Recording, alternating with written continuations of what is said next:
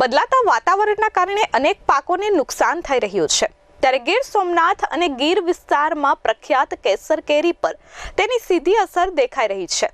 બગીચાના માલિકો કહી રહ્યા છે કે આ વખતે આંબામાં મોર જ ફૂટ્યા નથી અને જે મોર ફૂટ્યા છે તે વાતાવરણ બદલાવાના કારણે તેમાં પાક આવવાની જરાક પણ સંભાવના નથી, જેથી આ વખતે માર્કેટમાં કેસર કેરી નહીં જોવા મળે તેવી શક્યતાઓ પણ દેખાઈ રહી છે। ગીર પંથકમાં આંબાના બગીચાઓમાં મોર ફૂટવાની પ્રક્રિયા ધીમી પડતા આંબા પકવતા ખેડૂતો ચિંતાતુર બન્યા છે। આંબાના બગીચાઓમાં મોર ફૂટવાની પ્રક્રિયા મંદ પડતા અને રોગ વધતા આ વર્ષે કેસર કેરી બજારમાં મોડી આવે અથવા તો ન આવે તેવી શક્યતાઓ છે। બગીચા માલિકોના મોંમાં આવેલો કોળિયો હાથમાંથી છીનવાઈ ગયો હોય તેવી પરિસ્થિતિનું નિર્માણ થયું છે। ગીર પંથકની કેસર કેરી જે દેશ વિદેશમાં પ્રખ્યાત છે, ત્યારે બજારોમાં પણ માંગ વધી રહી છે।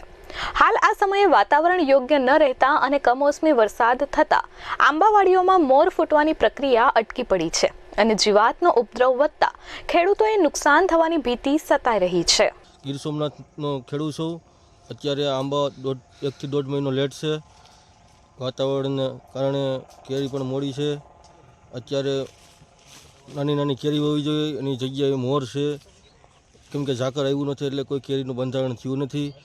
અત્યારે આંબામાં અમે દવા છાંટી ખાતર નાખ્યું, ઓર્ગોનિક રીતે ખેતી કરેલ છે, જેથી કરીને 700 થી 800 રૂપિયાથી 1000 રૂપિયા આપણે આંબા દીઠ ખેતી પૈસા નાખેલા છે, પણ એનું કોઈ વળતર અમને મળે એવું કાંઈ લાગતું નથી। અત્યારે એનું કારણ છે વાતાવરણ।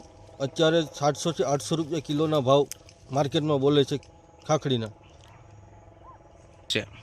હજી તો કોઈ એમાં નક્કી કરી શકાતું નથી, કેમ કે હજી તો મોર જ છે।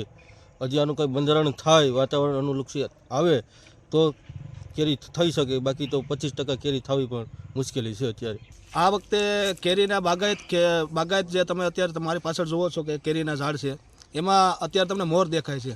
તો આ મોર જે છે અત્યારે કેરી જે છે સાહેબ, તો ફેબ્રુઆરી મહિનામાં કેરી અત્યારે આવી જોઈએ વૃક્ષમાં, એના બદલે થઈને વાતાવરણમાં જે બદલાવ છે, વાતાવરણમાં જે પલટો દેખાણો છે, એના લીધે થઈને અમારે પાકમાં બહુ નુકસાન જોવા મળે છે અત્યારે। કારણ કે ફેબ્રુઆરી મહિનામાં મોસ્ટ ઓફ અત્યારે અમારે ખાખડીની સિઝન કહેવાય, એના બદલે અત્યારે અમારે વૃક્ષમાં મોર જ દેખાય છે માત્ર। તો વાતાવરણ સાહેબ આ વખતે જોવા જઈએ તો એક તો વરસાદી વાતાવરણ હતું, બીજું કે વૃક્ષોના જે અનુકૂળ વાતાવરણની જરૂર છે, જેમ કે ઠંડીનું વાતાવરણ જરૂરી છે, ઝાકળની જરૂર છે, તો એવું વાતાવરણ વૃક્ષને મળ્યું નથી। અને વધુ તકલીફ તો અમારે સાહેબ આજે કમોસમી જે વરસાદો થયા છે એના લીધે થઈને પણ અમારે બગીચામાં નુકસાની જોવા મળી છે। ગીર પંથકમાં કાર્તક મહિનામાં ઠંડીના અભાવ વચ્ચે વાદળછાયા વાતાવરણથી અસહ્ય ઉકળાટ જોવા મળ્યો હતો, ત્યારે આંબાવાડીઓમાં મોર ફૂટવાની પ્રક્રિયા અટકી ગઈ છે અને ઈયળ અને જીવાત જોવા મળી રહી છે। પાકને બચાવવા માટે ખેડૂતો મસમોટા ખર્ચ કરી અને દવાનો છંટકાવ કરી રહ્યા છે। આંબાઓમાં નવેમ્બર મહિનામાં જ આવેલી કોડામણ બાદ અન્ય ભાગોમાં કોડામણ જોવા મળી નહોતી, તેવામાં મોરની પ્રક્રિયા શરૂ થઈ હતી। જોકે માત્ર 1 સપ્તાહ ઠંડી જોવા મળી હતી, બાદમાં વાતાવરણ બગડ્યું હતું। નવેમ્બર, ડિસેમ્બર અને જાન્યુઆરી આમ 3 તબક્કામાં મોર ફૂટતા હોય છે, પરંતુ આ બદલાતા વાતાવરણના કારણે મોર ફૂટ્યા નથી અને હાલમાં જ આ સર્ક્યુલેશન સિસ્ટમના કારણે વરસાદ પડતા હવે કેસર કેરીના પાકને મોટી અસર થઈ રહી છે। વિજયસિંહ બારડ, બાગાયત અધિકારી અને વિષય નિષ્ણાત, Indo Israel centre of excellence for mango, Talala, બાગાયત વિભાગ, ગુજરાત રાજ્ય।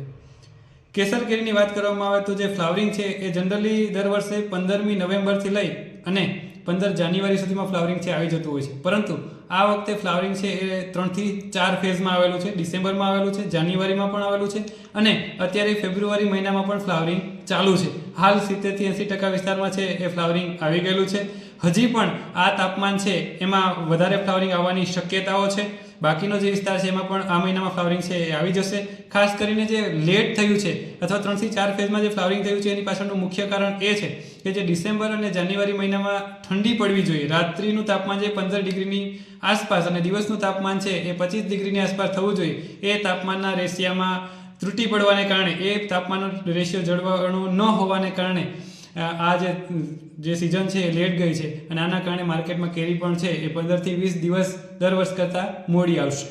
Chaitan અપારનાથી S24 news, Gir Somnath.